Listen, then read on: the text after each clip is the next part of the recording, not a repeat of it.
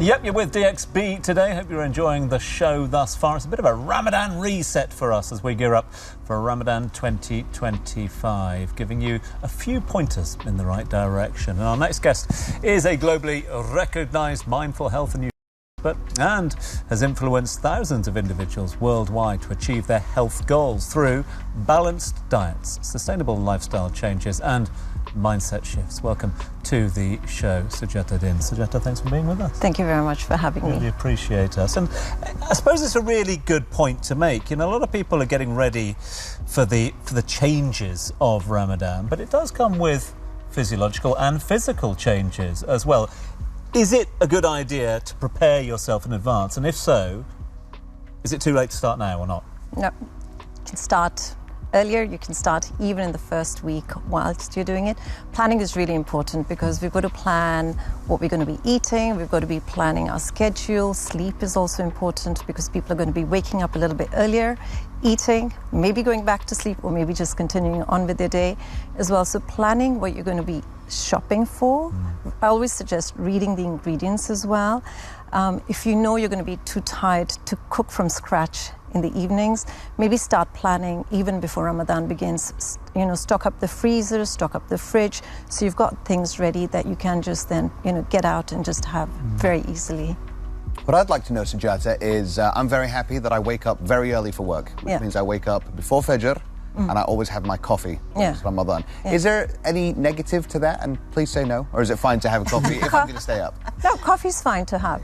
But it depends on how many coffees you're having. So if you're having 1 coffee, 2 coffees a day, 3 coffees, okay. But if you're having 4, 5, 6, you know, if it becomes too much coffee, are you just depending on it to keep you going, to give you that energy? But that 1 is absolutely fine. Perfect. Good to know. So being South Asian and growing up in a household, and my wife's Somali as well, and in her house, both families, we eat a lot of fried food in Ramadan.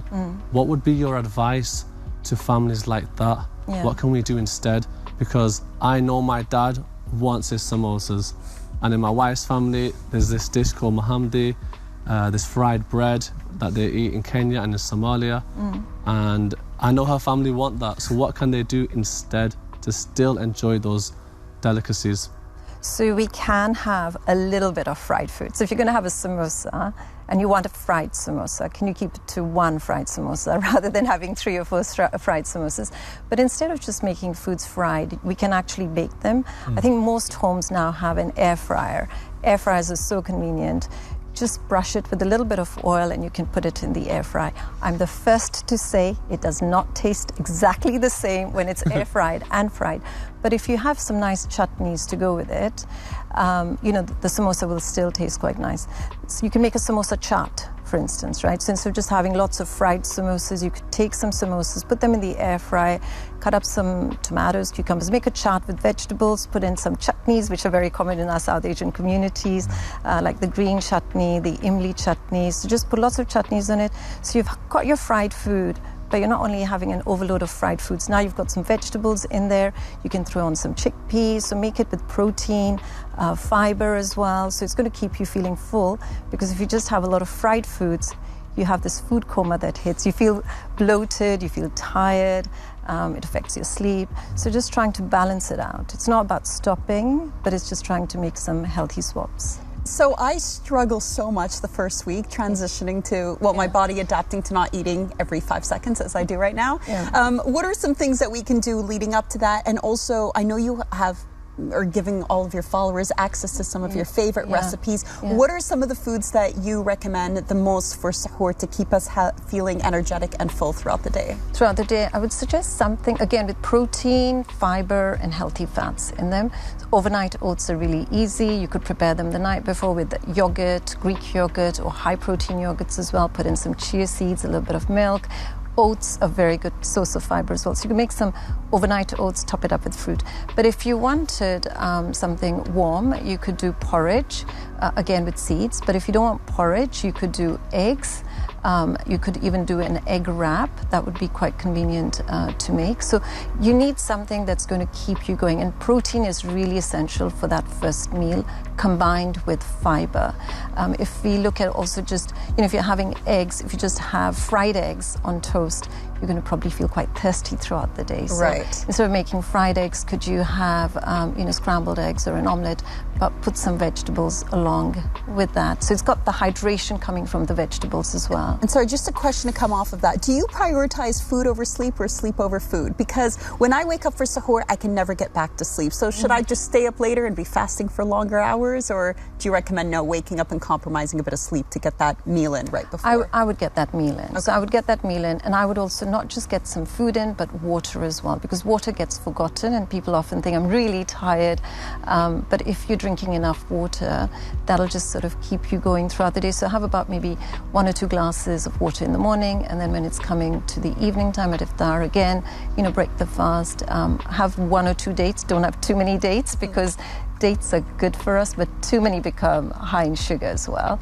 So have some dates, but have some water later as well. So you've got that sustainable energy that's going to keep you going through the day. It's a lot of information for people to take in, Sujata. If people want, is there a resource they can go to where you post your advice? Yeah, so I'm actually going to be putting, I have got a recipe book and some tips on my website. It's sujatadin.com/Ramadan. You can just find everything there. There'll be recipes for suhoor, for iftar as well, and just some tips on how to keep it manageable. We're not doing anything that's perfection, but just a little bit of progress this year to what you did last year. And then next year you try and just up-level it and do a little bit more. Yeah. And advice, you mentioned a little bit earlier on about preparing in advance as well. A lot of people say don't go shopping in a supermarket if you're hungry. Yeah. Is it your advice to prepare in advance so you're not preparing food where you are hungry and maybe a little irritated? I prefer not to go when I'm hungry to the supermarket because I just want everything. Yeah, you just want everything. And if you're fasting and at the supermarket, you're going to be really feeling hungry. Yeah. So, stock up before and just keep everything there.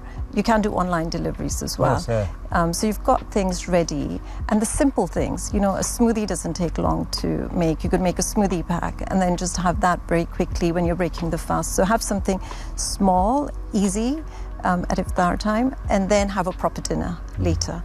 Really appreciate all your time. Thanks so much for coming on and sharing that advice. And as you said, it's all going to be available on your website as well to keep people informed throughout the whole month. Now, I have brought some treats, and I'd like you all to try them later. So we will, yes. Yeah. Never going to be a problem for us. From the recipe. We'll take we care will of that. try our best, that's for sure. We'll do that in the green room. Thank you so much, Ramadan Kareem, to you. Enjoy the holy month, and thanks very much for your advice. And Marcus, thank you very much indeed. Continue that voyage, my friend, eating your way around this city during Ramadan and outside of Ramadan as well. That's it, I'm ready. Looking for the best hidden gems, looking for everything what Dubai has to offer.